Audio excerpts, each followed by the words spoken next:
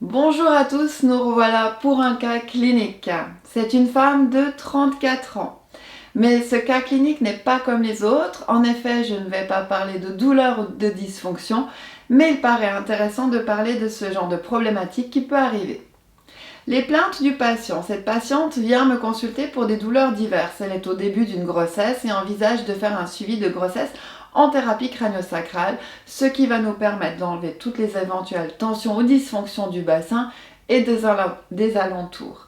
Le but d'un suivi de grossesse est de libérer toutes les zones qui pourraient restreindre ou bloquer la biomécanique du bassin en vue d'un accouchement. L'idée est d'obtenir une liberté de mouvement physiologique maximale pour que l'accouchement puisse se passer dans les meilleures conditions possibles.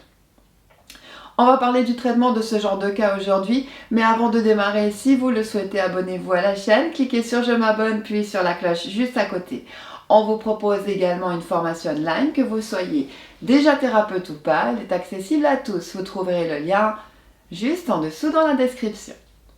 Donc le traitement crânio-sacré, quand je fais mes tests basiques pour corriger les structures qui sont responsables des quelques douleurs dont la patiente se plaint, j'observe que toutes les structures sont dures, comme si la patiente était très stressée. C'est difficile à mettre des mots sur ce qu'on ressent quand on a l'habitude de la palpation. Son corps, c'est un peu comme un bloc, c'est difficile vraiment à expliquer. J'effectue donc quand même les corrections et en discutant avec ma patiente, je comprends ce qui se passe. Elle est en grand souci pour son bébé. En effet, elle a passé 2 échographies qui disent que c'est une fille et un examen sanguin biologique qui dit que c'est un garçon. Ce genre de résultat peut démontrer des maladies génétiques rares. Alors évidemment, cette femme est très anxieuse pour sa grossesse. De mon côté, je suis très étonnée car quand quelque chose ne va pas, il y a quelque chose de grave chez un patient, en général, je dis bien en général, on sent que quelque chose cloche, même si on ne pourrait pas toujours dire quoi. Par exemple, on peut avoir des résultats complètement différents en utilisant plusieurs tests pour la même partie. On ressent aussi une autre motilité que la normale et j'en passe.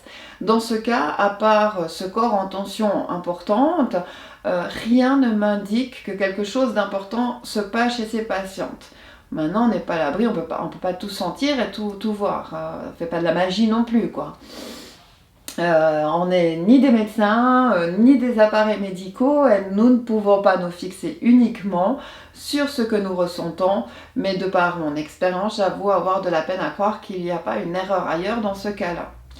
Le plus difficile dans ce cas, que nous pouvons dire, qu'est-ce que nous pourrons dire ou pas à la patiente? Je peux pas la rassurer en lui disant que tout va bien, puisque je n'ai aucun moyen de le lui prouver scientifiquement, et je ne veux pas l'affoler non plus.